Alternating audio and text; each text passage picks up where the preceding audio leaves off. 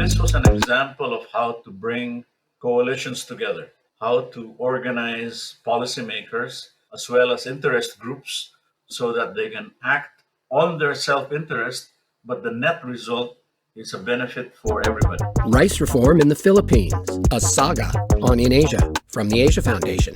I'm John Rieger. And I'm Tracy Yang. For years, Filipinos have paid far more for rice than their Southeast Asian neighbors due to a stubbornly entrenched regime of import and price controls. But that all changed in March 2019 with the adoption of the Rice Tariffication Law, which dismantled the monopoly National Food Agency and replaced import controls with tariffs. Here to tell us how this revolution came to pass is Bruce Tolentino. He's a member of the Monetary Board of the Central Bank of the Philippines with a long career in food security and development economics. He's also an old friend of the Asia Foundation. He was our chief economist from 2007 to 2011 and our Afghanistan country representative from 2011 to 2012. He joins us today via the intertubes from Manila, where it's 9 in the morning. Bruce Tolentino, good morning. Thank you for joining us. Hello, John. Hello, Tracy. Good to meet you, and I'm happy to join you for this podcast. Excellent. So here in Asia, we're always interested in hearing how the development sausage is made. And this week's top blog post is a ripping yarn about the 40-plus year effort to reform the Philippine rice sector. Bruce, you worked on these reform efforts for years. So help us get started on the saga of Philippine rice reform. How did rice policy become such a Gordian knot? Rice in Asia, in particular, can make or unmake governments. And the administration has always thought rice as an important part of its efforts to appease the citizenry as well as particular groups, especially farmers' groups. The National Food Authority was an agency with a mandate to buy high from farmers and sell low to consumers. Of course, buying high from farmers required subsidies, and selling low to consumers also required subsidies. And so once a subsidy is provided, it's very difficult to take it away. Rice is an important staple in the Philippines, and spending money on public goods is not in itself a bad thing. What were the effects of these subsidies on the rice market? When the government says, well, we're buying high from farmers, who can object to that? And we're selling low to consumers, who can object to that? When you do the analysis, however, you find out that only very few farmers benefit from the system, and only very few consumers benefit from the system. This system actually costs a lot more than it actually delivers. I gather that this analysis added to the existing dissatisfaction with the system, which apparently goes back as far as the Marcos regime. People have been trying to change the system of rice subsidies since the late 70s. That's a long time. That is a long time. And I was a participant in many of the attempts, and we learned as we went along. Do you have any anecdotes from your years of failure? In the early days, we dealt with this purely as a technical issue. Let's fix the NFA. Let's make it more efficient. Little did we realize that its motivations are political. And the levers that actually matter are those that are held by politicians who respond to their constituencies. And as we learn how to deal with it politically, we got closer and closer to the goal. Except that there was always one element missing. And by happenstance and by sheer luck, I would say, all of those elements came together in the last few years, and the reform was achieved. But at the same time, I should say that it's not over yet, because there are groups who are resisting the reform that has just taken place. So it's still in play. Oh, yes, just like healthcare reform in the US. So what's the political thinking behind this resistance? If you look at the various groups who benefited from the policy, there would be first and foremost the farmers groups.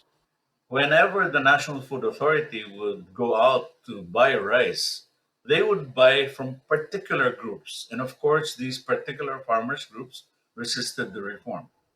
Second, the employees of the National Food Authority themselves of course, saw that their jobs were in danger because of the reform, and so they resisted that reform. Third, the bureaucrats who found it important to be able to secure rice for distribution to voters groups did not want that kind of subsidy to be taken away from their arsenal of goodies to distribute, particularly during the election period. So this was clearly not just a technical analytical challenge. This was really a matter of thinking and working politically. Yes, this was an example of how to bring coalitions together, how to organize policymakers as well as interest groups so that they can act on their self interest, but the net result is a benefit for everybody. That sounds like a state of harmony only possible in the next life. Well, we are we are in this business because we are dreamers. So the Rice Tariffication Law was passed in 2019. Can you kind of walk us through the watershed moments that allowed that to happen? When the new administration came in under President Duterte, there arose a conflict between his office and the NFA administrator as to how to procure rice supplies. Part of the rice supplies normally come from imports. Imports are cheap, and when the National Food Authority imports rice, they make money. They lose money, in fact, when they buy from local farmers. Hmm. The conflict had to do with, shall we use government imports or shall we allow the private sector to import? And as they tried to work out their disagreement, local stocks fell, prices started to climb. And as prices started to climb, inflation also shot up. And everybody got interested in this issue. As these events were unfolding, did you begin to feel a certain sense of excitement? Like, oh my gosh, it's finally going to happen? Oh yes. We were never quite sure whether or not it was happening because the bill was ready for signature by the president. But he waited till the last minute to actually sign the bill. And he signed the bill on Valentine's Day. So we think of it as this Valentine's Day to those who have been waiting for it for such a long time. A nice Valentine's Day gift. Yes. Of course, some people got their hearts broken, but Yeah, let's talk about, whose ox was gored. Have there been any losers here, either short term or long term? there are short term losers.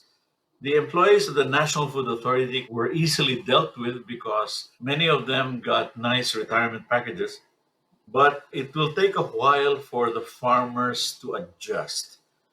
Because imports are now unlimited, we are able to approximate the price of rice in Vietnam or Thailand, which are 2 to 3 times lower than that of the Philippines. Consumers can now access those lower prices, but farmers have to compete. Part of the law creates what's called the Rice Competitiveness Enhancement Fund, which is generated from the tariffs earned via imports. So those tariffs now go into a fund which support the improved seeds, the technology, the farm machineries, and the training that farmers are now getting so that they can become as competitive and as productive as farmers, say, in Thailand or Vietnam. It says here that since the law was passed in February of 2019, the Philippines has become the world's largest rice importer.